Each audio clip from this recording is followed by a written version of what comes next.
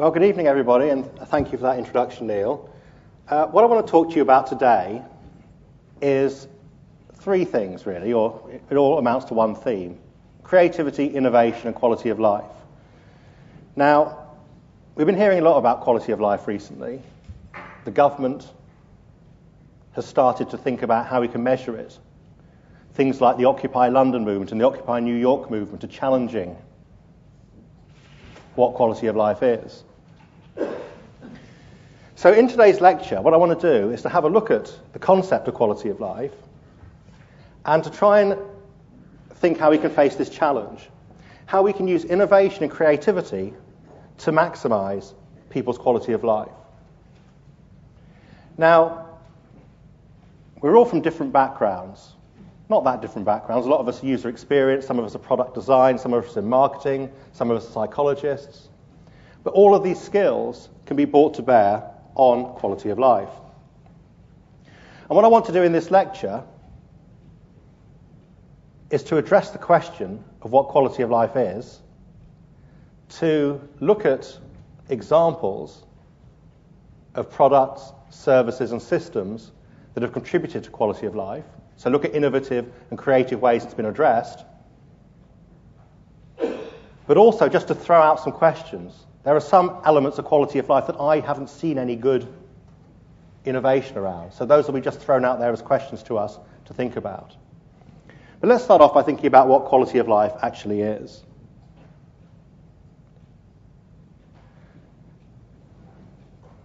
Usually the working definition that the government uses at the moment is the well-being of individuals and societies. So it's quite a broad definition. It's not very useful when it's that broad, so we have to try and get at it more closely. And there have been a lot of surveys, a lot of academic studies of quality of life, looking at the different dimensions of it and how we can recognize it and what is required to make quality of life better. And the framework I'm going to share with you today is something called the Good Society Framework. The Good Society Framework came out of a research project that looked at lots of different approaches to quality of life and synthesized them together. And it came up with the idea that for society to be a good place for its citizens to live, for people to have a good quality of life, we need to address 9 separate dimensions. And here they are. And I'll go into them in depth later on. But essentially relationships, interpersonal relationships, relationships between groups in society, are they harmonious?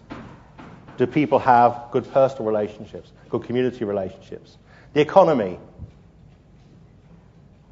Do people have enough money to spend to have a good quality of life? Do they use that money in ways that makes them happy? Is the jobs that they do to earn that money satisfying jobs? Environment and infrastructure. Do we live in a nice, pleasant environment or a horrible, polluted one?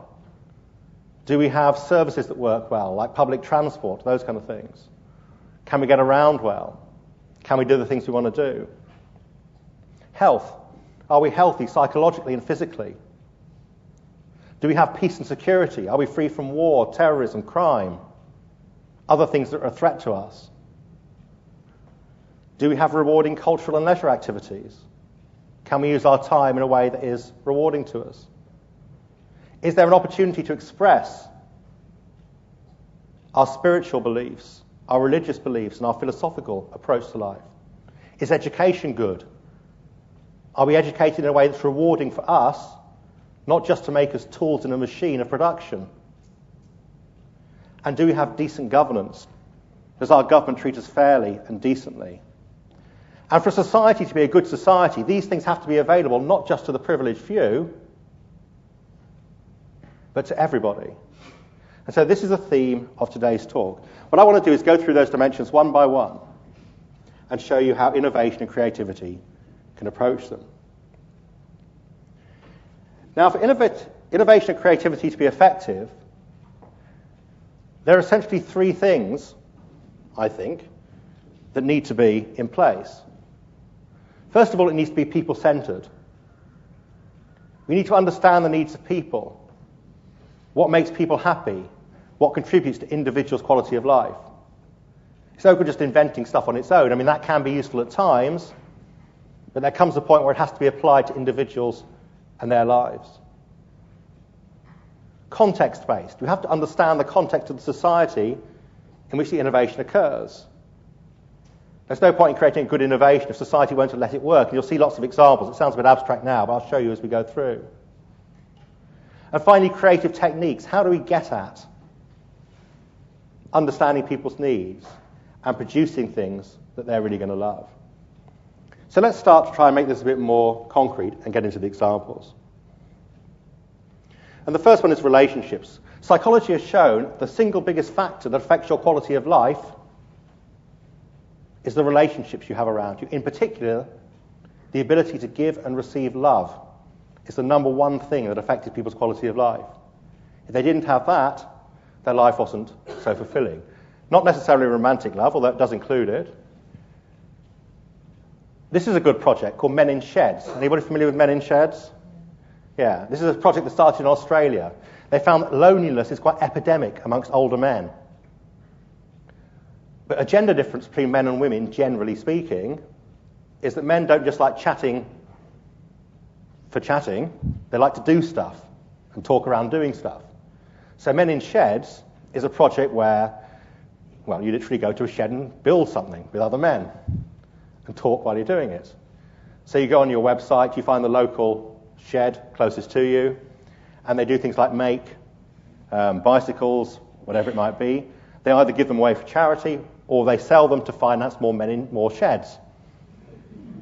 So it's kind of a virtuous cycle that brings people together and makes things work well. So it's understanding the context here being that men communicate best when they're brought together around a task. That was why Men in Sheds worked so much better than other projects trying to alleviate loneliness. But what about society generally? What about happiness between groups? There's a lot of agitation in the press at the moment about things like different groups, immigrants, gypsies, whatever it might be. And there's been a very interesting innovation recently by an organisation, a Jewish organisation, who are against racism in any form. And they created an application called Jewify.org. And what it does is it runs through the Daily Mail every day, and it replaces any racial word with the word Jew to try and show other Jewish people that we need to fight against this kind of racism. So this would say Jews ruining British quality of life. Other headlines, Jew jailed for claiming 10,000k benefits. That was Gypsy originally. David Cameron's big fat silence on Jews. Again, Gypsies originally. And this application, set up by a rabbi originally to fight racism in Britain, has been very, very effective. Because again, it highlights to people in a particular group how grossly offensive this would be if it's our group that's being talked about. So again, very, very important innovation to highlight the context in which the newspapers operate. One of the things we talked about was that quality of life to be available to all. And this is a project for people with disabilities and physical intimacy, making love, in other words. But this is pretty awful on so many levels, isn't it? I mean, there's nothing very romantic about having to make love on that bench. So a great innovation project or award at the Royal College of Art, there's a conference called Include, which runs every 2 years. And they give awards for the best piece of innovation. And 2 years ago, it was beautifully designed furniture, very romantic furniture, to help people with disabilities have a fulfilling love life. Because again, the research showed that, we've done a lot of very good things for people with disabilities, but actually, when they went out and did some interviews, they said, yes, you've helped us make cups of tea and run our house nicely, but we want to make love like everybody else. We want a full quality of life. And approaching these things helps it happen. Moving on to the second one, the economy. Now, we've seen at the moment that we've been through economic hard times. We live in a society where inequalities are growing. So the gap between the rich and the poor is getting bigger and bigger all the time. Now, depending on your ideology, you may think that's a good thing or a bad thing. But some people who don't think it's a good thing are organising what you call peer-to-peer economics to help address some of these things. So some of you may be familiar with Zopa. Is anybody familiar with this? Yeah, so what Zopa is, it's basically a peer-to-peer lending system. So if I say I want to borrow £10,000 for a car, to buy a car,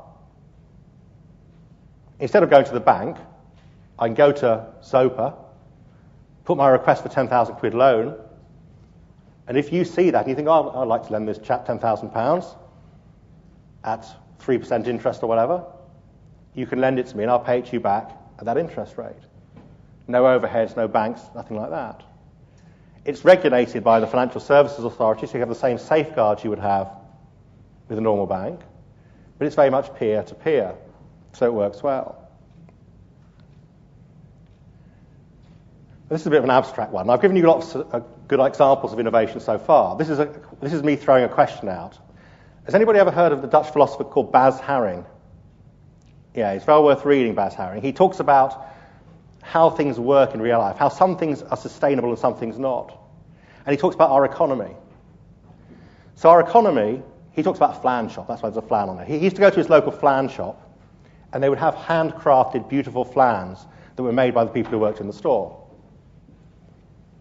But the supermarket down the road started bringing in mass-produced flans. They were just kind of hammered out in a factory. And because they were like 30% cheaper, people stopped buying the nicely handcrafted flans. The flan shop went out of business, and everybody bought their flans in the store. The people who made the crafted flans lost their jobs. The people who were making the other flans in the factories had de-skilled and unpleasant, boring jobs. But because it was cheaper to the consumer, it was the mass-produced, boring flans that won the day. Now, the point he makes is that although consumerism always tends to favour the cheaper, mass-produced item, we as individuals spend more of our time as workers than we do as consumers. So surely it's not in our interest to live in a society where everybody's job is incredibly boring just to make things cheaper. So that's just a question out there. I haven't got any great examples of somebody who solved this with innovation. But if any of you can, I'll be very grateful. The final example in the economy section is about how to spend your money to be happy. So there's been a lot of work recently on how you get the biggest happiness for your buck. And you can look at things like material objects, you can look at things like services, but by far the actual thing that you get the best value for money from is what they call experiences. So people tend to remember experiences, they tend to talk about experiences. You know, if you go to the park on one of these things with your kid, you'll talk about that, you'll remember it, it'll bring you pleasure for years to come. If you buy a new car, it might bring you pleasure for a couple of weeks, but it doesn't last. So for us as individuals, how do we innovate about how we spend? How do we innovate in using our money? How do we use it in the most creative way possible to get the most happiness out of it? And that's another question. Because, again, if we're working hard for what we have, we want to get the most from it. The third dimension is environment and infrastructure. And I'm going to start with an example of a park in Manchester. Has anybody heard of Holme Park? It used to be extremely notorious, this park. An awful lot of drugs, an awful lot of muggings, an awful lot of unpleasantness. It was generally a no-go area. Now, they used a series of techniques that are called psychosocial. In other words, understanding the combination of individual psychology and social context. And it was very statistical driven, actually, their approach. For example, they found that if a park is more than 70 metres wide in any place, problems start occurring. Now, why this is not 100% certain, but they think it is that once it gets beyond that, you can sort of have little pockets where people hide away and stay out of people's reach. So this park is never more than 70 metres wide. They built houses by the park, all looking over the park. So again, it's very much in the public eye at all times. You don't feel you're isolated when you're in there. Instead of putting fences up, They've used these psychosocial cues. Put it in people's eye line. Don't make it too wide. To stop bicycles rushing through the park. They haven't put fences up or bollards or anything of that nature. They've simply got what they call water recycling trenches, little trenches with water going through, which are very scenic, but you can cross them on a bicycle, but you better not cross them too fast because you'll come off. So again, it's just naturally calming the whole thing down. And it's created this whole sense of community in this park. And this park is now a great example of social innovation, how you can reclaim the open and green spaces in your neighbourhood. Staying on the subject of environment, there's been a lot of work on attachment and why people get attached to their products. So, for example, there's a lot of work actually at Delft University in Holland at the moment going on about people's emotional connection based on the personality that they give inanimate objects. People think of their cars as almost, they often give them name, they often think they have a personality, whether it's cute, aggressive, fun, whatever. And their research showed that whether it be a car or any other kind of product, we are most inclined to get attached to things that have a personality that we think is like our own personality, or at least would like to think is like our own personality. So if we like to think like we're kind of cool and sophisticated, we like products that we think are cool and sophisticated. If we like to think we're cute and fun, we like products that we think are cute and fun. And this way people get attached to them and they don't throw them away so quickly, and therefore they're more sustainable. So this is like a psychological approach to sustainability. Rather than sort of worrying too much about, well, what materials is it made of, how many miles has it done? I mean, obviously those are big issues, but this is a different approach entirely. So again, looking at people and the context in which they attach to products creates an innovative approach to caring for the environment. Leaving aside environment, talking about infrastructure now, I recently completed a project for Transport for London. We were looking at people with disabilities, or mobility challenged people, as the project called them, and their ability to get around London. Now, Transport for London has spent a huge amount of money making buses more accessible, putting ramps in, putting wheelchair spaces in, making sure there's room for manoeuvre, making sure there's electronic screens so people see where their stop is. And yet they found that disappointingly few mobility challenged people were using buses. And they asked us to investigate. They thought there was going to be a physical problem. They thought, well, there must be something wrong with these buses still. They're still not accessible. We looked at bus stops. We looked at the buses themselves. We looked at the pavements. So people finding the pavements difficult. It was none of that. It all turned out that people didn't go on buses because they were worried about their interaction with the driver or other members of the public. Very many of them reported the driver being kind of rude or not wanting to help them. We used a number of techniques. We actually went in wheelchairs. I didn't, but the rest of the team did.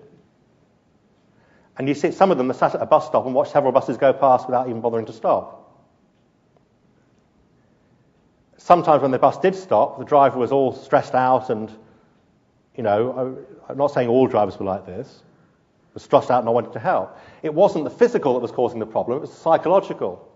It's only when you start delving inside these problems you see what's going on. What was going on was the context was wrong. The context is that Transport for London only judge bus companies by their punctuality. So stopping to put a wheelchair on a bus makes you late. So you get punished. And there's nothing you can do to say, I put a wheelchair on. They don't make any allowances. So the context here was causing the problem. And so we have to challenge the context and see if that can be changed. Going to the subject of health, now, there's a lot of things I wanted to show you, but for lack of time, I decided to stick on some of the more recent innovations. Has anybody come across the thing called dementia dogs? Yeah, these are not dogs with dementia so much, as dogs that help people with dementia. So what they do is they can actually help people with dementia live independently. And so a simple example of what they can do is that if it's time to take your medicine, a bell will sound. The dog will then go and pick up a bite-proof packet with your medicine in it and bring it to you. And in the bite-proof packet will be a note reminding you to take your medicine. So it's using the dog to help people stay independent and in their own homes. Now, it's very much in the trial stage at the moment, but it's still something that's thinking of being developed. Another area of medical care that's received a lot of attention recently, not so much in this country, but certainly in other places, is the design of hospitals. There was a study commissioned recently looking at older people's experience of hospitals in particular. And the thing about hospitals, they're very solution-focused. It's let's make you better. What can we do to make you better? And the whole experience of hospital tends to be very much focused around that. What people were saying was, we want an alternative approach to this. We want the experience of being in a hospital to be a pleasant experience, not just an experience about making me better, but even if I'm not getting better, I want to enjoy my time there. So there have been some work on, this is from the USA, designing hospitals with shopping malls in them, essentially, nice greenery and all those kind of things that lift people's mood. I saw a study recently, 2 studies from Asia, one in Singapore, where the hospital had natural air conditioning. So instead of having a massive air conditioning unit in it, they built the hospital to take advantage of the prevailing breezes.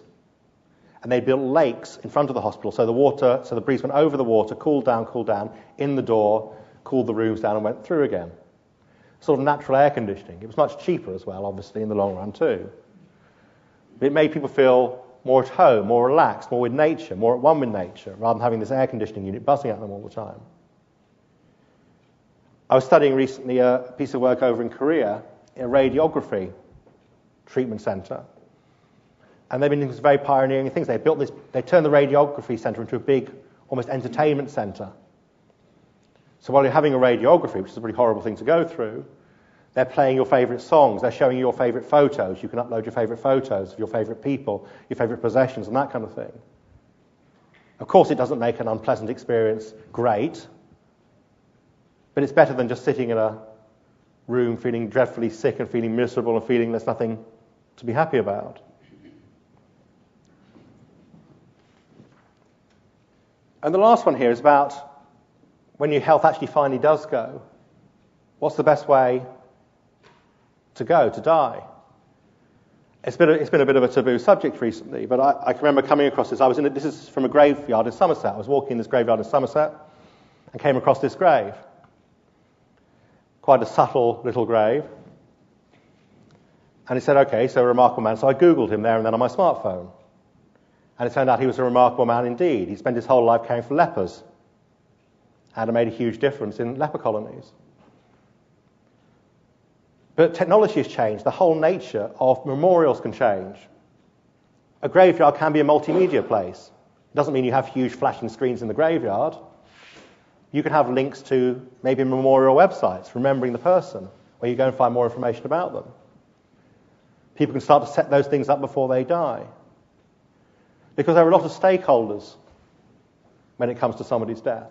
There's the person themselves, there's the family, and there's society. This guy inspired me. I never met him, I never knew him. But just because I Googled his gravestone, and you find he was a genuinely inspirational person. So the whole of death can have a different meaning in a modern society. And how can we innovate to bring comfort to those who need it and inspiration to others?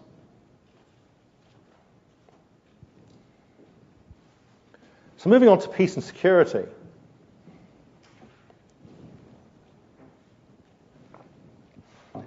Now, obviously, one of the biggest threats to security and peace at the moment, people argue, is terrorism. So I was actually at a conference last week where we had a talk on terrorism from a terrorist advisor. And he was talking about the different clues that people use to try and identify terrorists. And, some of them don't seem to be very accurate. I mean, he was telling a story himself about a first date he had with a lady who's now his wife, and he decided they were going to go for a picnic. And he's going to meet her at an underground station, but because he was a bit nervous, he was going to take a friend along to accompany him. Not on the date, I hasten to add, but just as far as the station. And the next thing he knew, he found himself under police scrutiny because he was in a railway station looking nervous with a backpack and another guy. And those are four classic symbols that the police used to try and identify who might be a terrorist. Now, of course, those things they can go absolutely tragically and horrifically wrong, as we saw, I suppose, here about 2 or 3 years ago with a perfectly innocent man who was killed. So it's important we try to understand how we can be better at identifying these things. Perhaps more importantly, how we can be better at stopping people from becoming radicalized in the first place. How communities can try and prevent that kind of thing from happening. Prevention being better than the cure, as always. We make a lot about terrorism. Of course, terrorism is a very bad thing, but compare with the number of people who get killed on the road. I've got figures here. So in 9/11, 2,996 people were killed. That same year on America's roads, 43,000 people were killed, which puts it into perspective. There's been a lot of good innovation looking about how we make people drive safer. I was involved with a project with Volvo a few years ago looking at in-car systems. So systems that will do things like warn you if there's a car in your blind spot, or will keep you a set distance from the car in front, or will help you this ABS helps you brake. And from a contextual point of view, what was interesting was that the benefits of these systems vary depending on the psychology of them. So a classic example was something called risk homeostasis. Is anybody familiar with this concept of risk homeostasis? Risk homeostasis basically means that if you have a safety aid, you just modify your behavior to give you the same level of risk as before. So a simple example, there's something called adaptive cruise control. So you put that on, and it keeps you a set distance from the car in front of you. And one of the people we looked at, once they got this thing, oh, that's great, and they simply just pulled in behind a truck and just checked their emails on their phone. So they were compensating for not having to focus on the road ahead by doing something else dangerous. So overall, they were no safer. When this ABS system, this braking system came in, it didn't have quite as big an effect as people hoped it would have. It had some safety benefits, but way less than people thought. Because people knew, I've got this, I can brake a little bit later now. Having said that, there was one system called electronic stability control, and that basically stops the car flipping over, particularly a 4x4 or SUV, that had a hugely successful impact. That reduced cars flipping over massively. And when they investigated why that worked and the others didn't, it was because nobody understood what it did. Because nobody understood what it did, you couldn't compensate for it. So with safety elements, sometimes it is a matter of, maybe we need to hide them. I do some work with the Institute of Advanced Motorists on driving. And there was a study done by the Driving Instructors Association a couple of years ago about the driving test in Britain. And the driving test in Britain is a measure of skill rather than a measure of attitude. The unfortunate thing is road safety tends to be much more a matter of attitude than of skill. Very few people are killed reversing around a corner incorrectly. Whereas a lot of people are killed because they choose to speed when they shouldn't, or they drive very aggressively. And of course, it's not in the test. What's even more ironic and tragic, unfortunately, is that the attitude required to pass the test, well, not required, you have a better chance of passing the test if you're overconfident. Because most people are nervous on test day, and if you're the kind of person who's normally overconfident, you're at about the right level. If you're the kind of person who's not confident, you tend to be too nervous. The irony is that if you're overconfident, you're by far more likely to kill yourself when you actually pass the test. So the driving test is actually passing people likely to kill themselves and failing people who won't. And now I don't know what the answer to that is, because it's difficult to measure attitude. It's so easy to cheat and say, of course I wouldn't drive more than 30 miles an hour in a 30 or whatever. Unless we can start to address these things, these problems will remain. This is quite an interesting study done by the Design Council on accident and emergency, violence in accident and emergency rooms. So there'd been the idea that, well, it's true there's a lot of violence in accident and emergency.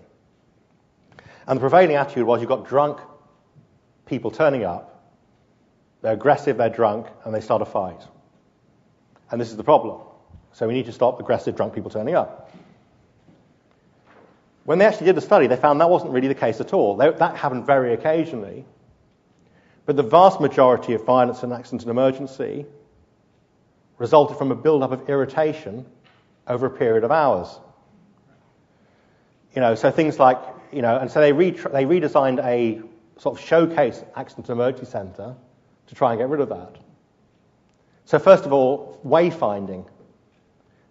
Signing, so it's absolutely clear where the accident and emergency entrance is. Light it really big, have big things pointing you the direction.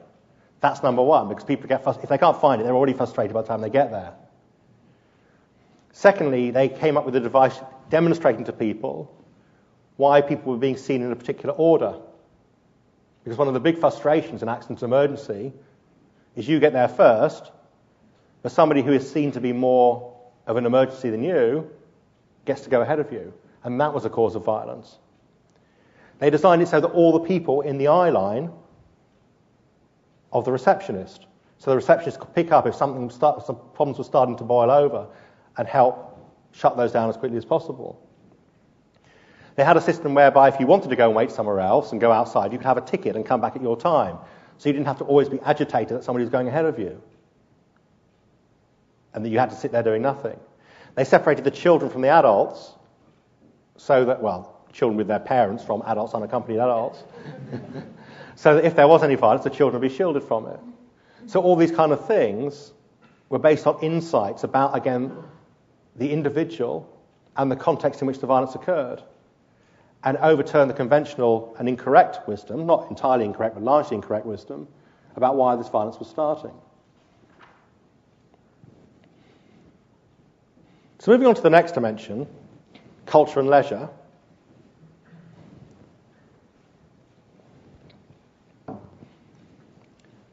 This is Google's office in Paris, I think it is, or somewhere in Europe. Essentially what's happening now, of course, is the boundary between work and leisure is becoming blurred. In the old days, you got up, 9 o'clock you went to work, you worked there for 8 hours, you came home at 5 o'clock, you relaxed for the evening, got up again, did the same thing the next day. Life isn't really like that anymore. Our days are different. We go to work, we probably come home maybe much later than we did, but nevertheless, when we're at work, we're spending some time surfing the net, on Facebook, all that kind of thing. So our work and our leisure time is much less clearly divided. When we're at home, we might be receiving work emails. So our leisure time isn't necessarily our own. And the design of some workplaces is recognizing this. So Google have got all these kind of fun things in there. They've got games, they've got bars, they've got all the rest of it. I was talking to the guy who designed the Facebook office recently, and he designed that so you could skateboard everywhere throughout the office. Because I've got quite a few young employees who like doing that. A great thing, of course, it makes it accessible for wheelchair users too. So it's a double bonus. But we have to rethink the workplace, because we actually spend more of our lives in our workplace than we do in our home, most of us. So if the workplace isn't fun and fulfilling, we're not getting the quality of life we need, or we would hope for.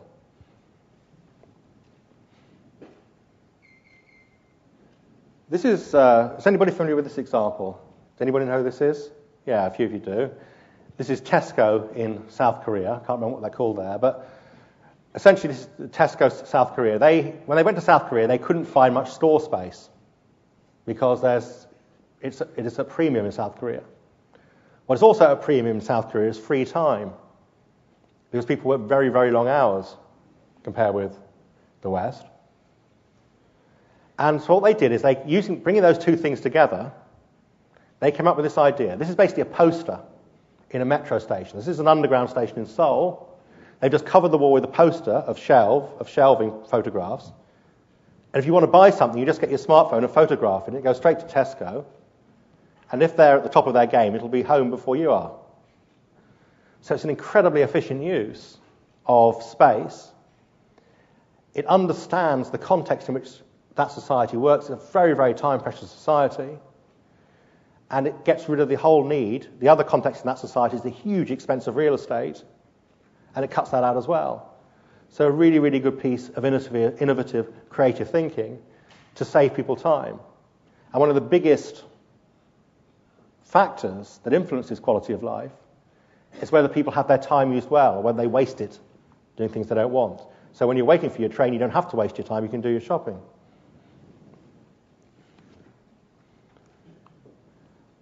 This is another kind of leisure activity. I mean, I probably, like a lot of you, I tend to have phases of going to the gym, which I can't stand because it's really boring. But there's this company called Good Gym. Does anybody know who Good Gym are? Well, Good Gym, essentially it's a web-based application, I suppose you could call it. If you want to get fit, and let's say you live in, like Marble Arch or wherever you might live, you type in, I'm in Marble Arch, I'd like to have a 5-mile run and then do some physical exercise. You press the button, and it says, well, you can go around to Mrs. Jones's house, she lives 5 miles away, run there and then dig her garden and come home. So it's using that energy that you've got and that ability to get fit by actually doing something constructive. And this has been used mainly for people, it's to help people with disabilities partly. So usually it's people who can't dig their own garden. So before you think about putting yourself on there. But at the same time, they're now expanding it out again. I was speaking to somebody last week from the Royal National Institute of the Blind, and they're trying to get, the good gymmers to help blind people. But you can sign up for Good Gym any time, and they work in your local neighbourhood. So getting that energy, getting that fitness, but using it in a sensible way.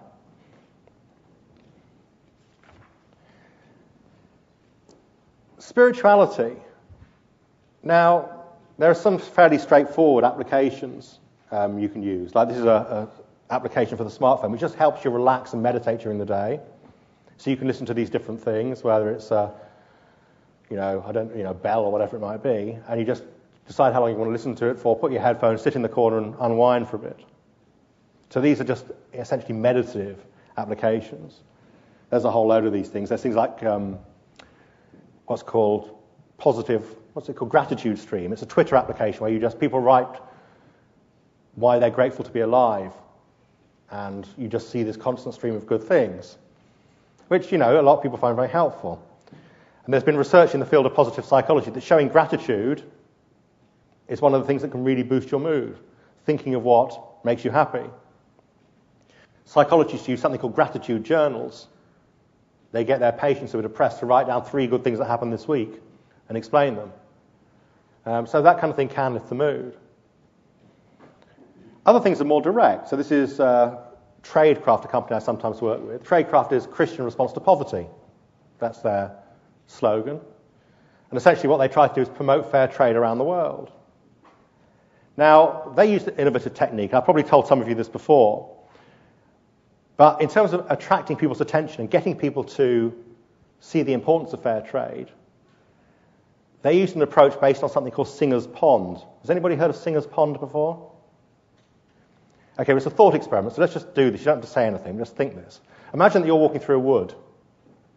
You're walking down a dirt track through the middle of a wood. You see a pond on your left-hand side.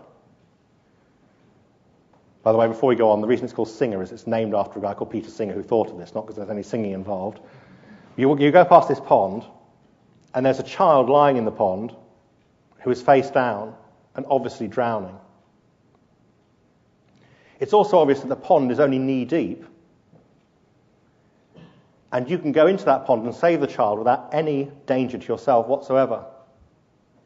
But if you do go into the pond, you're going to have to act quickly. You can't take your shoes off. You haven't got time to take your shoes off, and they will be ruined. And these shoes cost £60.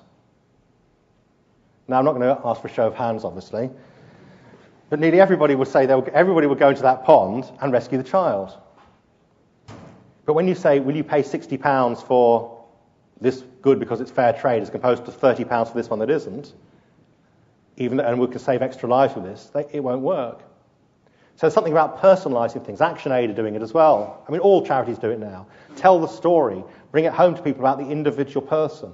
And this has been a really innovative way of marketing, within the third sector, the charity sector, getting people to recognise real stories.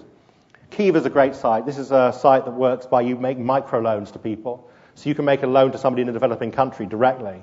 And again, they have their own page, like their own equivalent of a Facebook page, where they tell you about they tell you about themselves and their family and their business, and it makes it personal. So again, a very innovative way of lending to people to develop their own businesses. What's also great about it is because you're making a loan rather than a donation, you get your money back and you can use it again.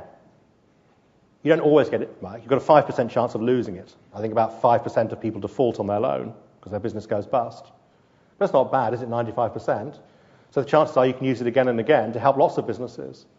Because it's going directly to the business rather than going through a government aid agency, you cut out the risk of corruption. You build strong businesses, strong entrepreneurs who want the countries changed, who want the countries democratized, who want human rights. So it's been working very, very well.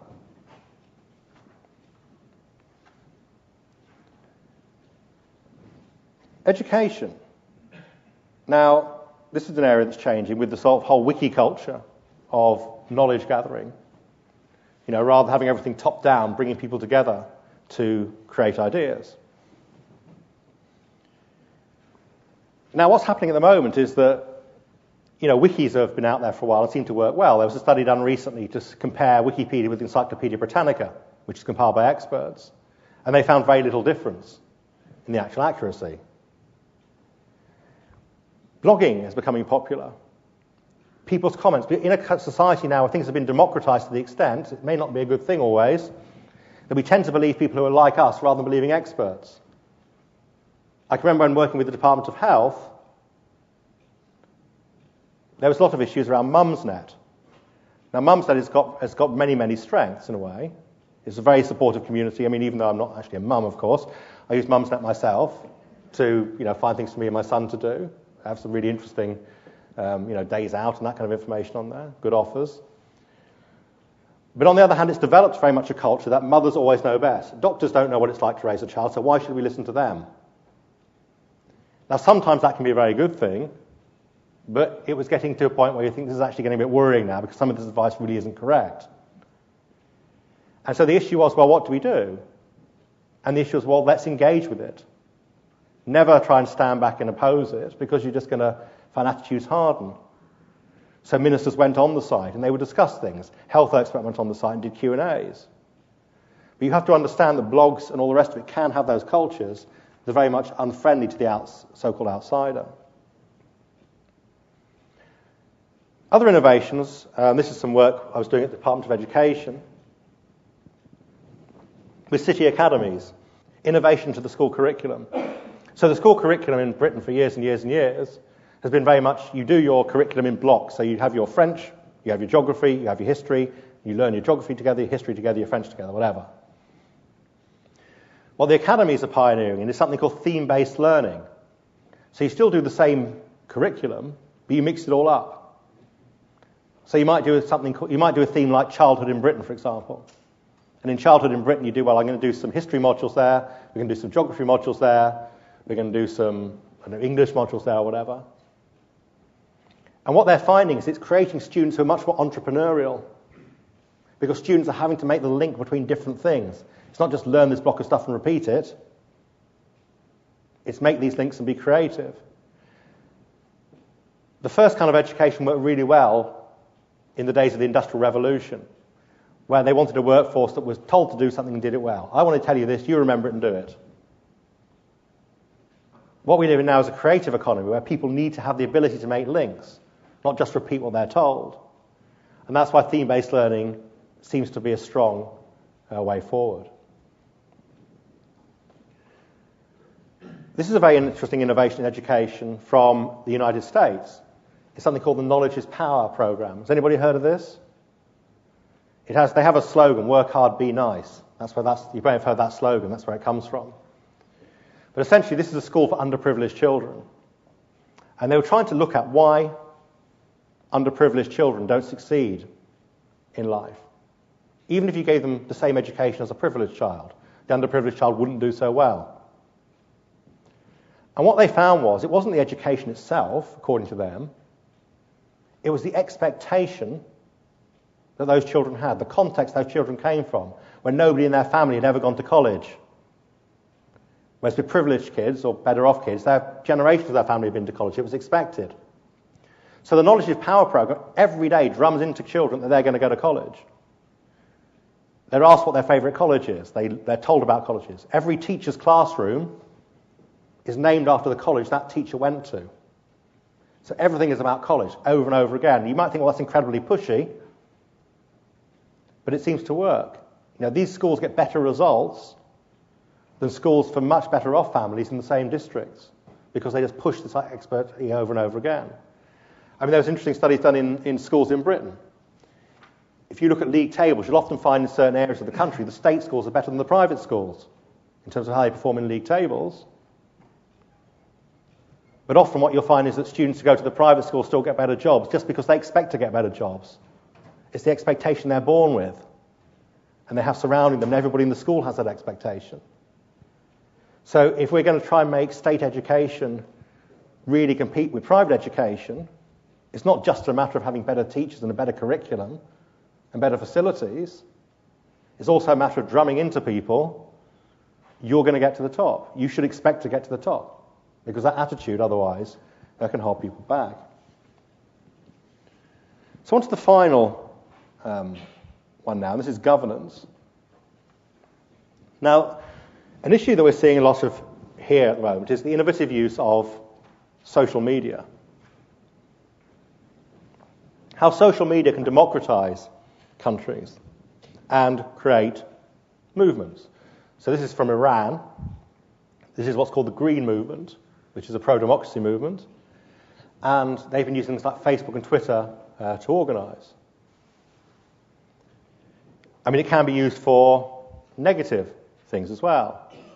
This is Ealing, about a year ago. And I can actually remember, of course, I lived in Ealing at the time, and I remember, the people gathering in the streets and all the rest of it, and, Facebook and Twitter had a big role to play in that. But I also remember being in my house thinking, I wonder if I'm going to be okay here. And again, it was Twitter that gave me much better information than the BBC or ITV or whatever. So social media, this democratization of media, it's very immediate, it's hugely broad, and we can do, a lot with it. So it all looks very happy and rosy, but there's a downside. And that is, of course, that people can spy on what we're doing. I don't know if any of you heard the congressional hearings in the United States this February, because Congress has been very worried about the behavior of the Department of Homeland Security. Because Homeland Security has decided it monitors all, social media communications in the States and probably everywhere in the world, looking for signs of terrorism. But what it includes in signs of terrorism is any comment critical of the American government. So, a lot of Americans, the Congress is very worried that this is a huge breach of First Amendment rights in America.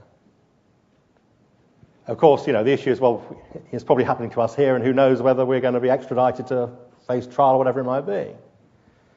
So there is this whole 1984 snooping thing about it, where although we can, individuals can gather against authorities to be more democratic, it also gives the authorities unprecedented power to snoop into private citizens' lives. A lot of you are probably aware that there's a bill going through the House of Commons at the moment, or is in preparation stage at the moment, forcing all email providers and all mobile phone companies to keep all our texts and emails on record and provide them to the government on request. Now, again, a lot of people are very, very worried about that infringement of civil liberties. So, the question for us as a profession is, what do we do? Do we try and provide systems that are going to get around that? How can we can we create things that the government can't snoop into? I don't know. But we've got to be aware that when we're providing these things that appear to be giving people great opportunities for self-expression, we might be also getting them into an awful lot of trouble if they say something somebody in authority doesn't like. So it is quite a time of that power game. So that's a little run through some of the issues of quality of life, the 9 dimensions of quality of life, and how innovation and creativity has been used to address some of them, and at some open questions that we have from others. Just a reminder, essentially, the argument is that effective innovation needs to be people-centered, context-based, and use creative techniques. So understand people, understand the context in which things work, and use creative techniques to solve them. Now, many of us are lucky enough to be working in industries that are on the cutting edge of technology, that are bringing about these changes into people's lives, that are taking a different stance on the way we live. What we need to do is to use that innovation to create a better quality of life and make life more enjoyable, more satisfying, and more fulfilling, not just for the few who can afford it, but for everybody. Thank you very much.